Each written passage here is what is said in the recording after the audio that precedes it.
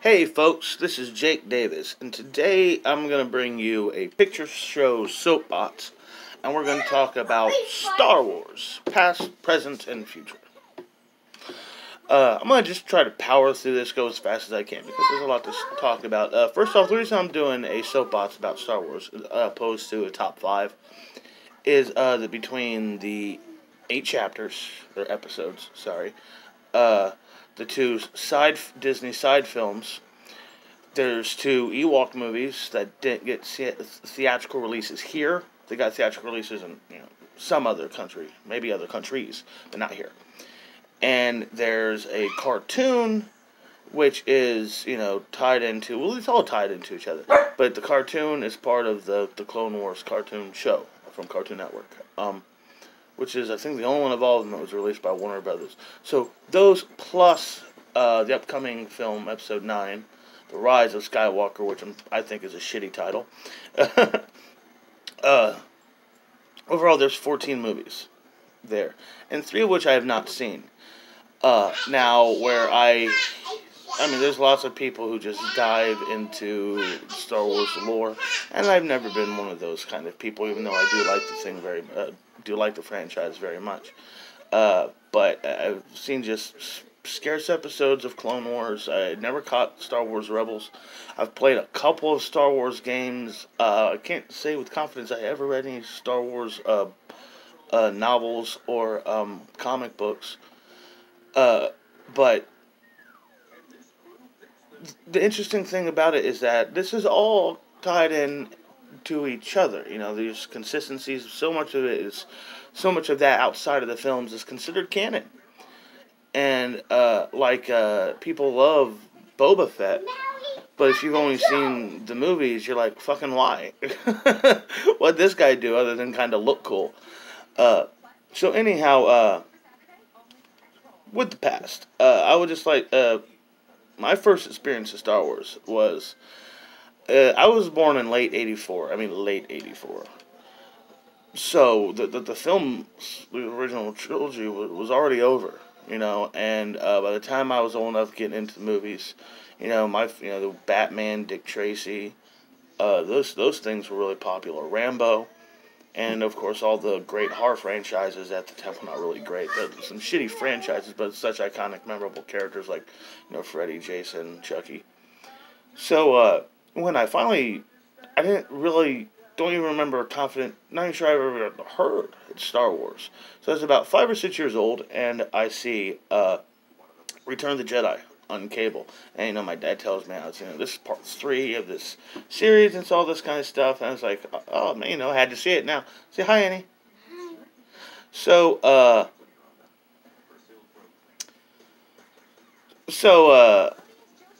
just basically, okay, I got distracted.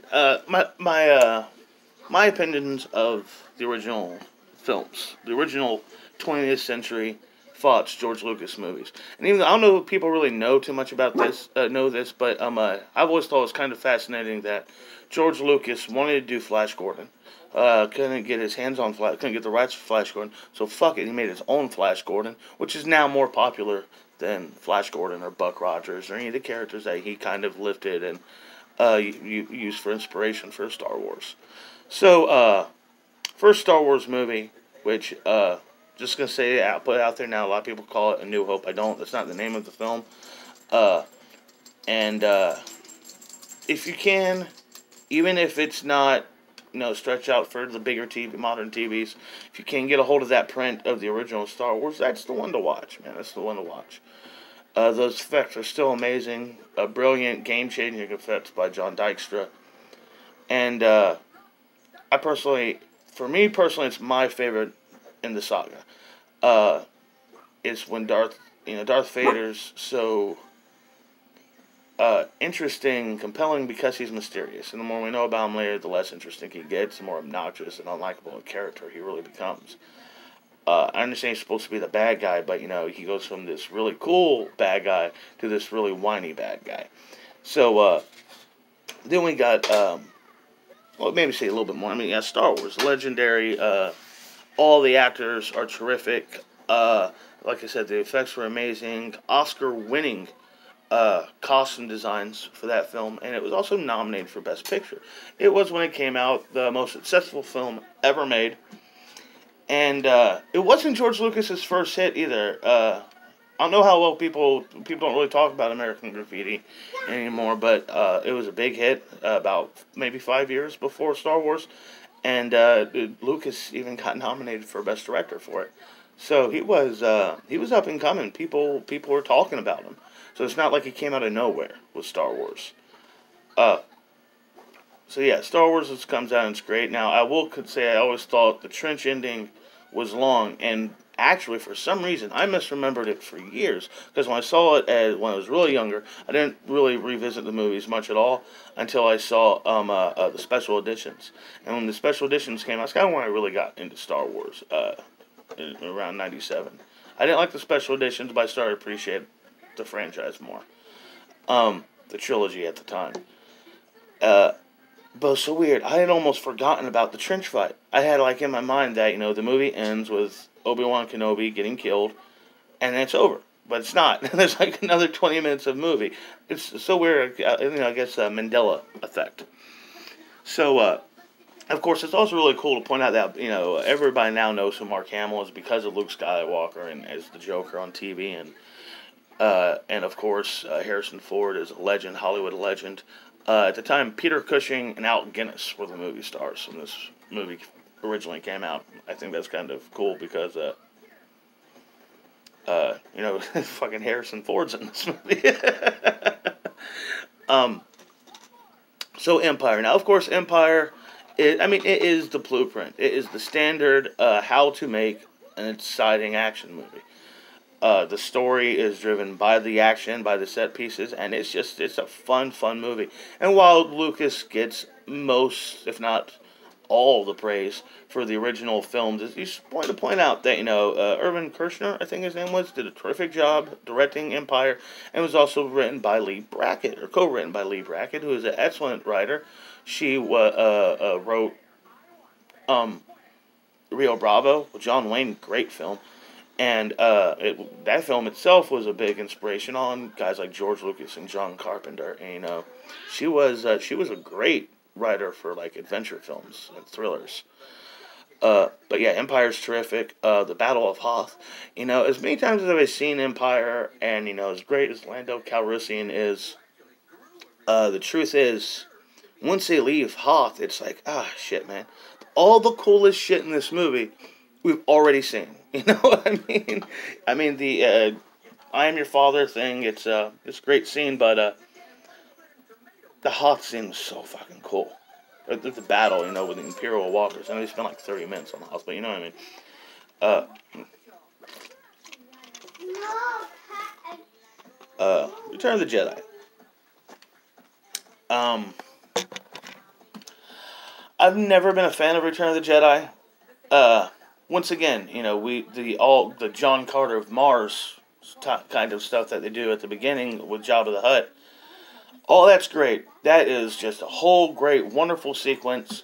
But unlike Empire, where the movie's still good after its great opening, Jedi just falls apart for me. It is cool to finally meet the Emperor. Ian McDiarmid is just wonderfully over the top in the role. Shit, did the same guy play him? Well, fuck, it doesn't matter. It was two guys that are both great, but I'm pretty sure it was just the one guy. God damn it. Anyhow. But ultimately, the climax is just the same thing. It's the trench run again, and, the redemption of Darth Vader. Was it even necessary? You know what I mean? I don't know. I just know he's this great villain, and we go from him being this just brutal attack dog. He's not the negotiator. He's not a delegate. He goes in there to take over when he's sent in. He's to settle shit. He's that guy, and then in Empire, it's almost like, he's second command behind the Emperor now. And by the third one, he's really got a good heart, though. We saw him blow up a fucking planet, and now he's a good guy just because he loves his son. I don't know. I'm very critical, clearly, to Return of the Jedi. So then we go to the trilogy, the prequels. Phantom Menace. I want to point something. I said this on Facebook in a comment recently that I went to see Phantom Menace in the theaters opening weekend, I think it was, and I wore a fucking suit. A suit in summer in Alabama. I was quite uncomfortable in line waiting for my tickets, but it was worth it for Star Wars. And the movie kind of sucked. I mean, I think of the prequels, it's the best one. Mainly because you got your nice practical effects, you got your cool looking villain in Darth Maul, and you got Liam Neeson's Qui-Gon Jinn, even though his character is kind of... the character of Qui-Gon Jinn is a bit of an idiot. He's a badass Jedi, and, just seeing a Jedi Master was... we don't really get to see, like, Jedi Master, Sith Masters are always really old, or apprentices, and rarely get to see these characters, these kind of people in their prime in these franchises, which is weird to me. Other than that, Ewan McGregor is terrific in Phantom Menace. Everybody hates Jar Jar Binks. I've always thought Natalie Portman, while a good actress, is kind of bad in the trilogy. And then we got Jake Lloyd. Oh, God, he's such an annoying kid. And just, he gets worse. He gets worse. And my whole problem is if they weren't going to get two different people to play Amidala, Padme, then why are there two different actors playing Vader? Just didn't make sense. So, Attack of the Clones. Attack of the Clones, I, believe it or not, got dragged to see. I didn't want to see it. I didn't give a shit. I didn't like the idea of the digital backlight. I just thought the trailers looked terrible. Hayden Christensen looked like he was just going to be awful in it. I got dragged to see it. And, yeah, I hated it. I thought the last final battle is really, really fun. The whole bit of it. The whole bit in the arena, then the Jedi's come in, and then there's the Yoda fight. That's all real fun. And some of the stuff early is kind of fun, too. But to me, it's the slowest of all the Lucas-written movies. It's just very, very slow. So, Revenge of the Sith, I didn't get dragged to see. I was very excited to see. I couldn't wait to see it. And then I hated it. It's probably the one of the original Siths, it's the one I dislike the most. I was very upset in the theaters. I thought, once again, we're back to the dragging. This is the fall of the Old Republic, right? I mean, so... damn. I thought it was a missed opportunity. And overall, the dialogue just hit new lows in that. Some of the Yoda and Palpatine's dialogue is just so cringy. Not to mention all the stupid shit Anakin says in all three of them. And the final battle on the lava planet is really fun and everything. But I kind of think it would have been cooler to end Episode 2 with him becoming Vader. But that's a whole thing. Instead of just cutting the hand off. Halfway expected Christopher Lee to say he was Anakin's father. You know what I mean? But overall, I think I thought, while Phantom Menace was probably disappointing to a lot of people. Well, it was disappointing.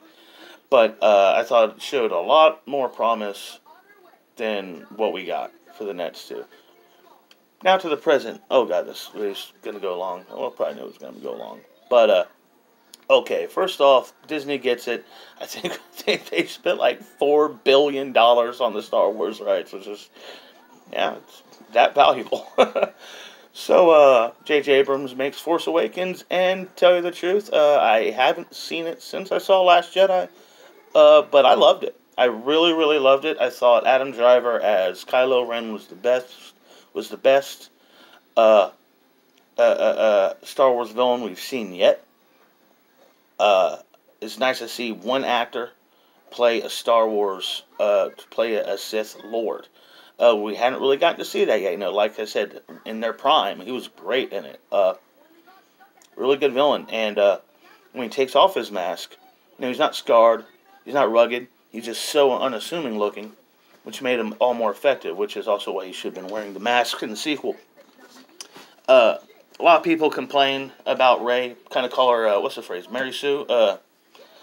There's truth to that, but, I was still on board. It wasn't really problems they hadn't already kind of, but it's still back and forth, on how you can become a Jedi, what it takes to become a Jedi, how long it takes to become a Jedi, what it takes to use the Force. It's just makes no sense at this point.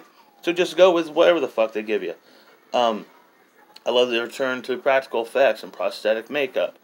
And, I mean, yeah, it's great CGI, but, not everything is. I mean, it's not like the fucking landscape has to be CGI, man. There's are deserts in the world.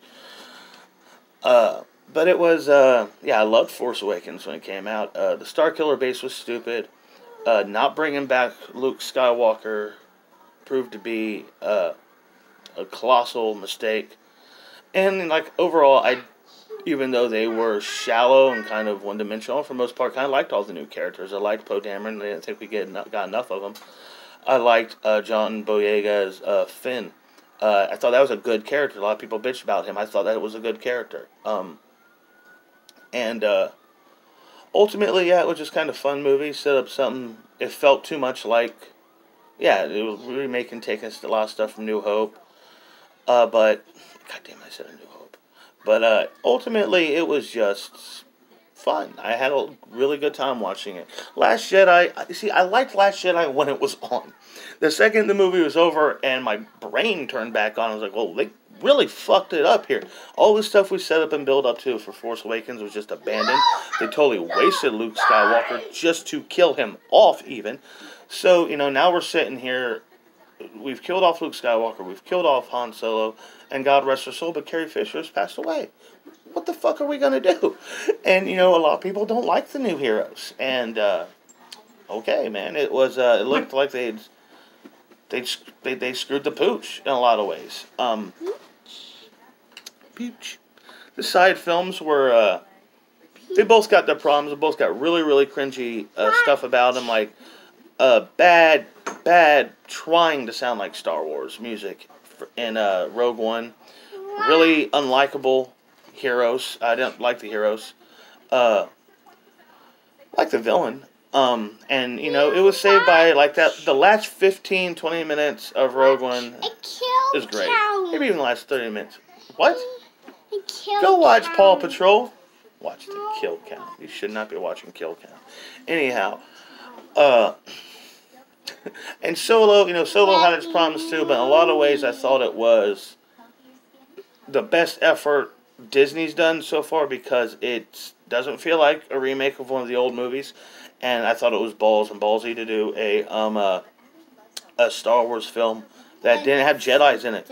It didn't talk about the Force at all, really. So I enjoyed Solo, but it's not that great. The Alden Ehrenreich was terrific, and Donald Glover was terrific.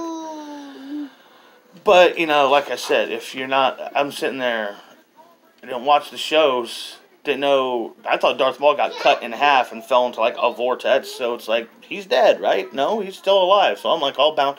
See, he's still alive in Solo, and it's like, wait a minute, isn't, like, Luke and Leia teenagers probably around this time? This guy's long fucking dead.